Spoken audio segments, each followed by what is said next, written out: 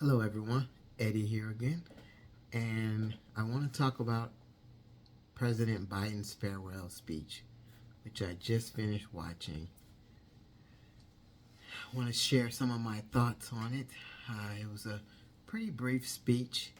He did a little boasting, he did a little warning, and it was typical Biden saying how much that he definitely believes in America. I guess I really won't get into much of the specifics, but more so just how it made me feel. And watching him give the presentation as the statesman that he is, it really solidified and made it sink in that the election is officially over and that there will be a changing of the guard. That, basically we are going to have the incoming administration, Trump administration, will be the new Republican president. The House is controlled by Republicans, and the Senate is controlled by Republicans, and they all have big things that they want to do, big agenda items they want to do.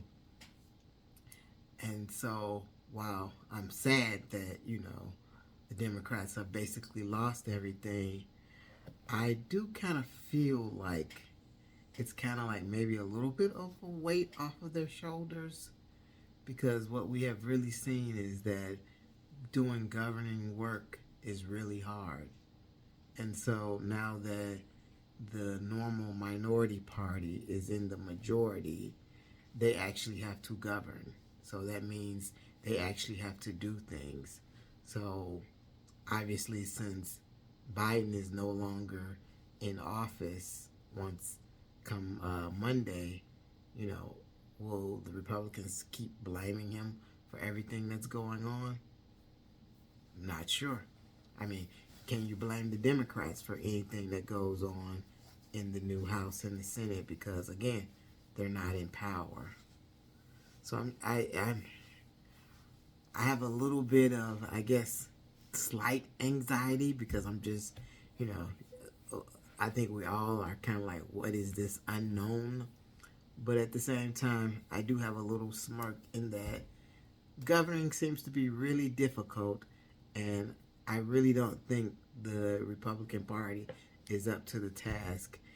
And I'm going to be really curious to see how they loop the Democrats in, basically blaming everything. Because to me, it's always easy and like, okay, so sort of like a business term or icebreaker, but sometimes you have brainstorming sessions. And a true brainstorming session is where everybody throws out ideas and you collect all the ideas, and then eventually you go through and you weed out the ones that, don't make any sense. But the process actually is everyone throws out the idea and nothing is discarded. What tends to happen, or what I tend to see with the other side, is that when the brainstorm is going on, it's easy for them to criticize when they're not in power. It's easy for them to shoot everything down when they're not in power. Now that they are in power and they don't have, I mean, they're the ones running the show, how are they going to do it? I personally, I would be somewhat lying if I said I wish them the best. I don't like some of their policies, but at the same point in time, I do love this country and I do want to see it succeed. And I think that perhaps there will be one or two good gem nuggets that'll come out, but they're going to have to do the hard work of governing because they won't have the other party to complain to. So that just, all of that waved up on me because I thought about how one of the things Biden says is that an oligarch is forming in America, and we seem to have people that I guess don't care or are on board with that. And I guess I just got to ask everyone: do we really want to give up our freedom Do we really want to live in some type of non-democracy state? I don't know. I don't know the answer to these questions. It's just me thinking. It just has me thinking about a lot about what the upcoming next term is going to be.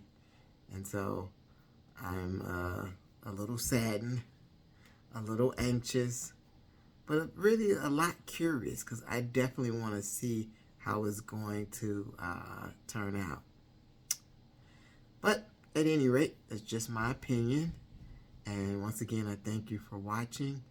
And please post any comments in the comment section. And if you keep watching, I'll keep producing. Thank you.